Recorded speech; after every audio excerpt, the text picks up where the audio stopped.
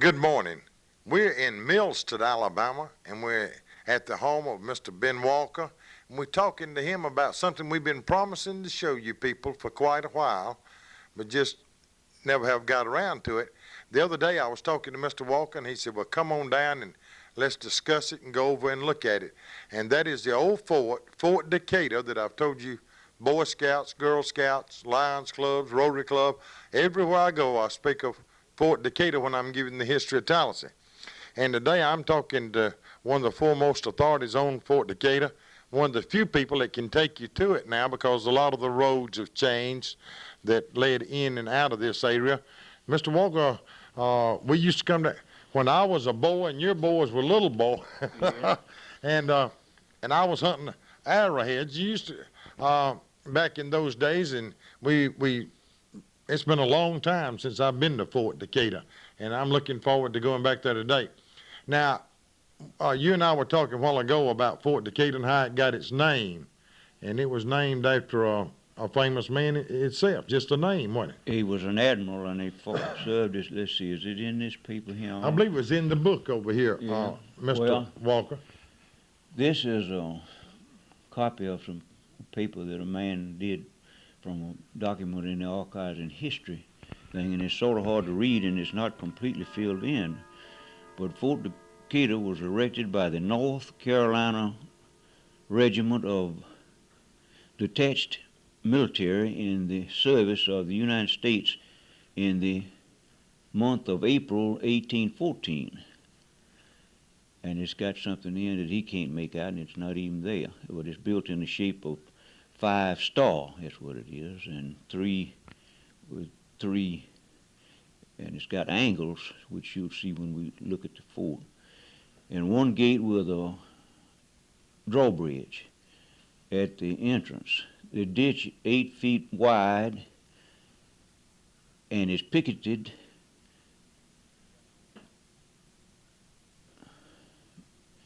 has a blockhouse of round logs in the center and magazine covered with earth in the west corner on a high bluff about 100 feet above the Tallapoosa River, overlooks the Tuckabashie Fields, has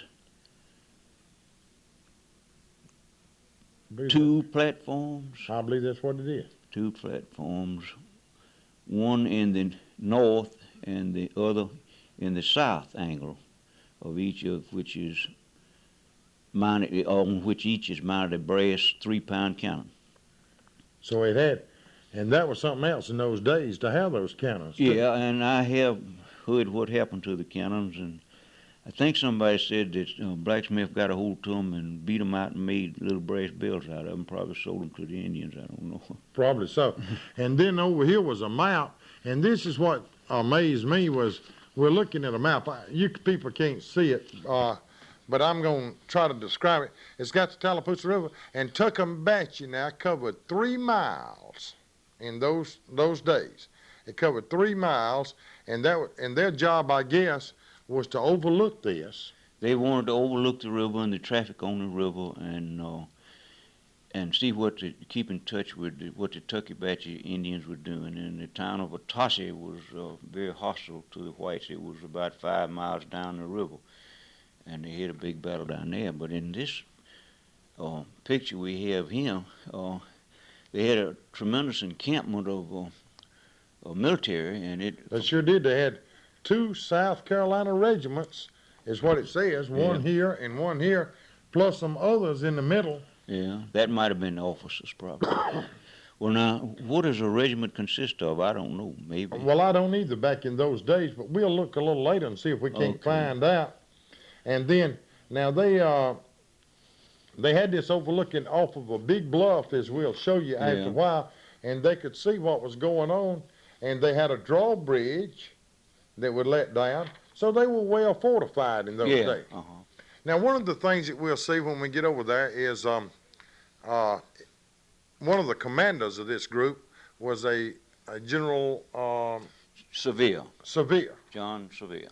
And I read somewhere, now don't ask me where, but I think it was in the American Book of Ethnology there in the library in Tallahassee, where at the time when they removed his body, that was the longest funeral procession ever held. You know, they had a Yeah. death march all the way back to his home.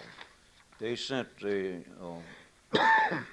military guard from Tennessee. He was the first governor of Tennessee, and they sent that guard down here as an honor guard. And I've got a picture of and the governor of Tennessee was here at that time. And then they got a They removed his body. He died in 1815, I think, wasn't it? I believe that Somewhere around there. But they waited until 1889 or sometime to move him. it was a good while, and his body he wasn't buried too good.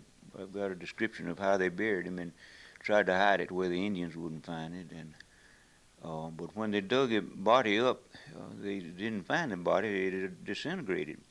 So they had all these people here, and they just grabbed up some of the dirt in the thing and threw it in the casket and then went on back with it. So they hauled back dirt all the way to Well, it might have been his remains, what was left of his remains, but there's a story around here. Then there's one conflicting story about it. I have here a fence that was around his grave here in Alabama, and after they removed his body, the fence just stood there for years, and my father had it moved to the family cemetery, not for us to use anything, just because he realized it was a historical thing. When they decided to dedicate Fort Decatur later, and Peter Brown was up here, he's a famous historian in Alabama and knew more about the Indian times than most anybody, and they got this fence and took it to Fort Decatur, and then they erected a monument. I've been over it several times with several different sort of metal detectors, and the only thing I ever found was a rusted out Boy Scout knife and some tin cans. And I would suggest that nobody do any further digging because they could be penalized. It could be penalized, and it belongs to Auburn University now, and they are very proud of it. We are Now this is the back gate here. back gate of the fort here, and this the back gate leads to the river, right? Well, it leads to the river, and if we get a little further, we can see the river. And if we get on this point up here, we can see it better. There's a river down there. I think we can see it. And then right here is a sheer drop-off of almost 100 feet down to the river. So it would be hard for anybody to attack it from that drop-off, and then there's a ravine right over there. It'd be hard for anybody to attack it from there. But we're in another corner. We're on another point, aren't we, of the star here. And they built this up and dug it out, and then they could get behind here. Well, it was almost impossible. It was a great... Who figured this out? Figured out a good strategic point, didn't Well, they had some good engineering. They just didn't send somebody in here to do a job for nothing. But now, every other embankment on the fort is shaped like a star and shaped that way. But now this backside shapes out. It's got a little belly out to it. Sure has. Sure has. The rest, every other one, it was laid out. It just wasn't. They took a tape and did it right. How far would we be downriver from O'Daniel Bridge? We are upriver from O'Daniel Bridge, and as a crow flies, I'd say it would be a mile and a half. As the river goes, probably close to 2 miles. Now, one other thing I guess we should point out while we're here, Mr. Walker, is the fact that directly across here That's right. was another fort. Yeah, is it Barron or Baracus? I can't remember. But it was a little bit downriver from him, but just about directly across. And then right down in there is where they had the ferries that cross. So we had a good point all the way around, a good strategic point from all sides, and there was 3 miles of tuckabatches up and down here that they had to look after. Yeah, this account which says 3 miles, but I believe it was a lot more than 3 miles. Oh, I'm sure it was. And it wasn't, but the map says it's 25 miles to Fort Toulouse. Uh-huh.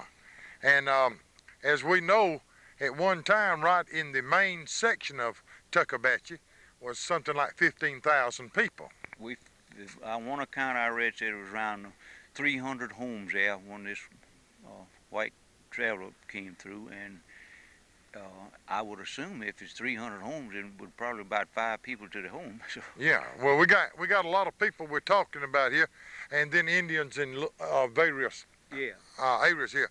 And we had about 5 miles down the river. Now we had some hostile Indians. They were very hostile. They were belonged to the Red Sticks, is what they called them, and they were tassy, and they kept attacking the whites and killing them, and they just got pretty sick of it. And General Floyd attacked that village one morning at before sunup, and by 10 o'clock, what they hadn't run away and killed were captured, and they had burned all the homes, and that was the end of that outfit.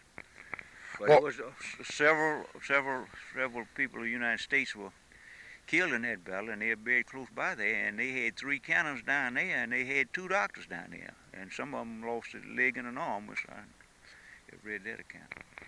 well, we're here at Fort Decatur. A lot of you people have been wanting to know about it, and we've talked about it all of these years, and it's been a fascination to me all my life, and so you're getting to see it. And so now we're going to let our cameraman just do a little scanning, show you the cliff site and some of the ditches. You're watching the coffee break from Fort Decatur at Millston, Alabama.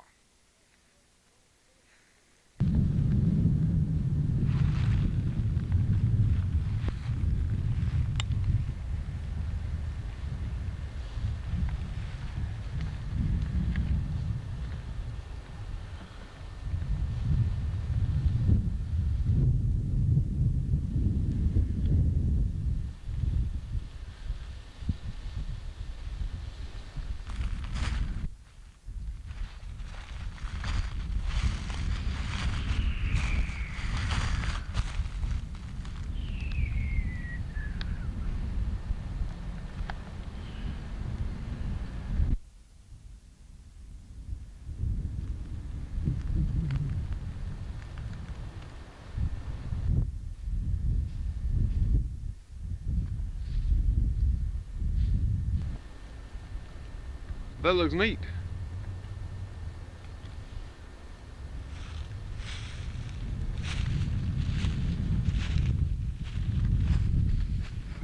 Pretty neat down there.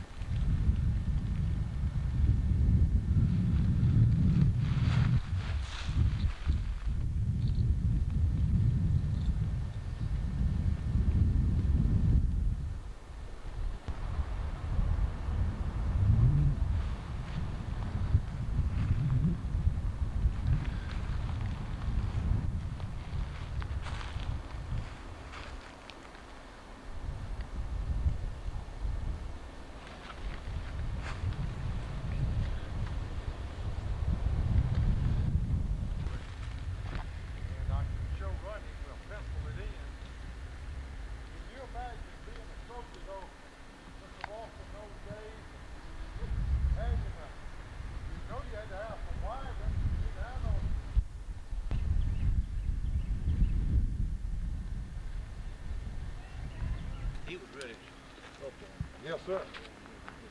He said this is the best preserve of all the food. Yes, sir.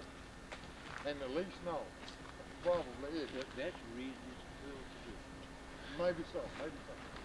I don't know whether there's any better place to turn around down there or not. This morning we've taken you on a trip to Fort Decatur, Alabama, and a lot of you probably didn't know we had an old fort that was built in 1814, 5 years, Mr. Walker, before Alabama became a state.